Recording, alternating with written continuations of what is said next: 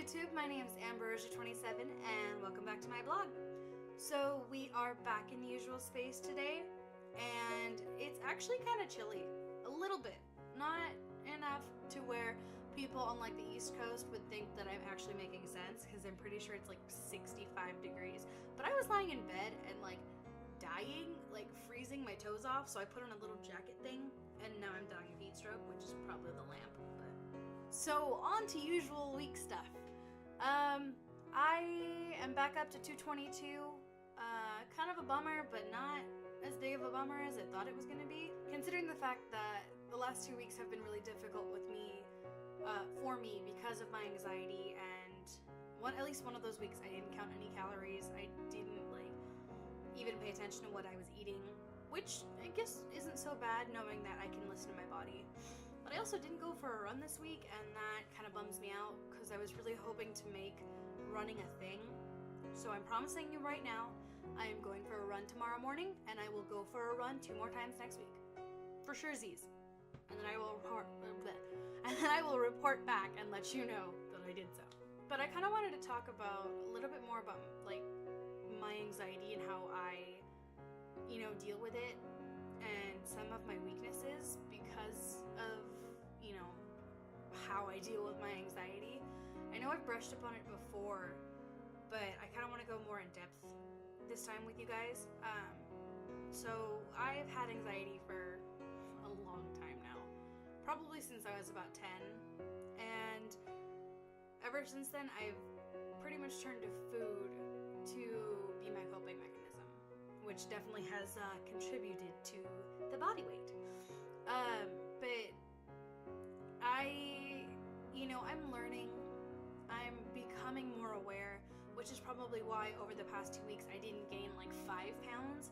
I only gained, did I say 2 weeks? Yeah. Over the past 2 weeks I didn't gain 5 pounds, I gained 2.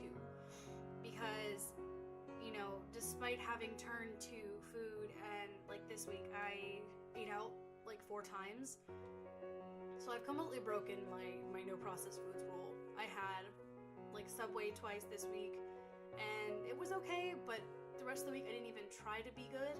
I had, chicken curry from this Hawaiian barbecue place, and I had, if you guys have had Hawaiian barbecue, it's like mayonnaise-y, noodly goodness, and like giant scoops of rice, and like all the chicken you can eat for like days with like sauce. And then I had Chinese food, and I had hot Cheeto fries, and I had Oreo cookies. And despite knowing how completely bad this is, not only for my health, but like for my dieting, and how it doesn't benefit my mood, and it doesn't like help my health, it did in a way help my mental health, because I turned to food as a coping mechanism. For me, eating like food that may not be healthy for me but tastes good, I know that it will leave me feeling good because it tastes good. So I think at the very least I've done a good job of being like, well, hey, you can have that really crappy food you're about to eat, but how much you eat that much? No, don't eat the whole thing. No, don't do that. I did go to therapy for a number of years, and one of the techniques that my therapist taught me about anxiety and redirecting that, energy that crests in you and makes you feel uncomfortable in your own skin and like just like you need to escape, is to redirect that energy. So for me, a lot of times anxiety comes when I'm stressed out about things that are out of my control, and normally 1 or 2 things I can juggle those and just be like, you know what, it's fine, get to those when you can. But when it's a bunch of things, when everything just feels like it's piling on top of me and I can't escape, that's when the stress builds up and the anxiety comes, and a lot of times it hits me at night, which is probably like the worst thing ever. Oh my gosh, it's terrifying to be in the dark room and all of a sudden just feel anxiety everywhere.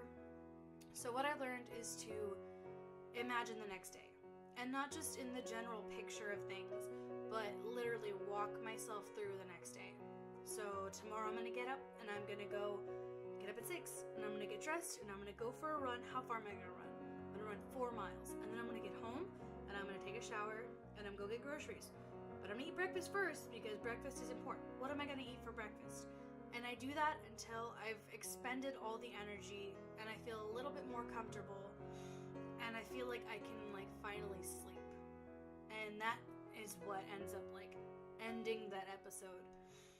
But, you know, sometimes it just gets hard and it's important for me to remember that I can rely on my mom or that I can text my friends, assuming that they're awake. I'm not a jerk. I'm not gonna text them at like 3 in the morning and be like, why aren't you awake? Help!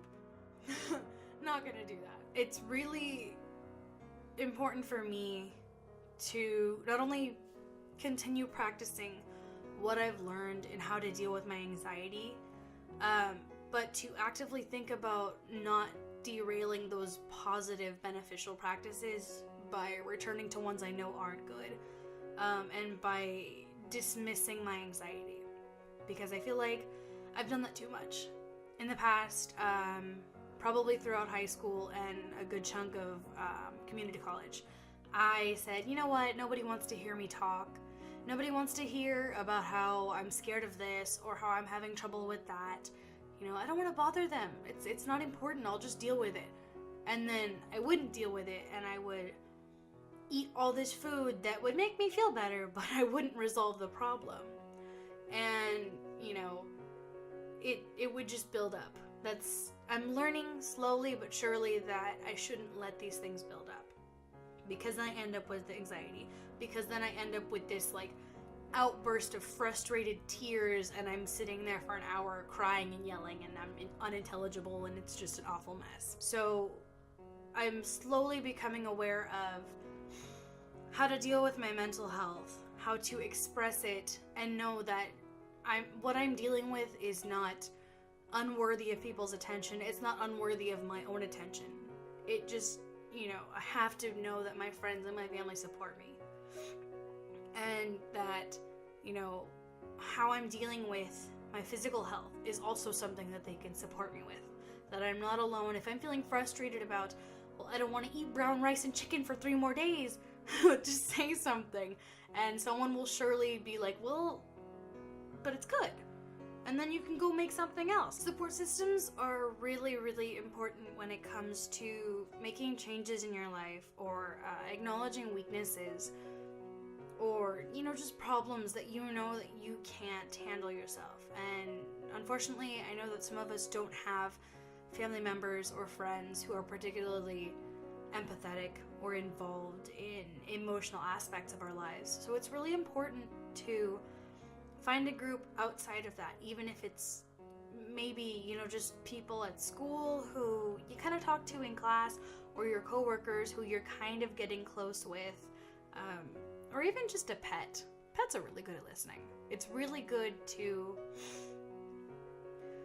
express exactly what it is that you're struggling with, that you're excited about, that, you know, you want to be known, that you want to share. Because obviously there's a reason you're feeling that.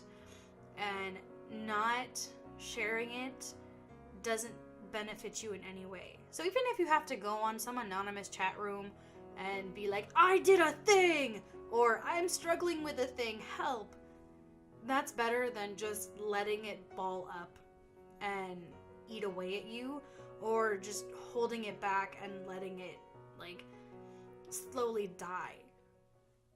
So, alright guys, I'm really hoping that next week I will have a little special video for you. We'll see. I'm really hoping, really hoping.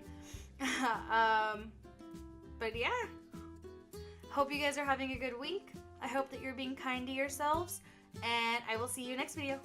Bye!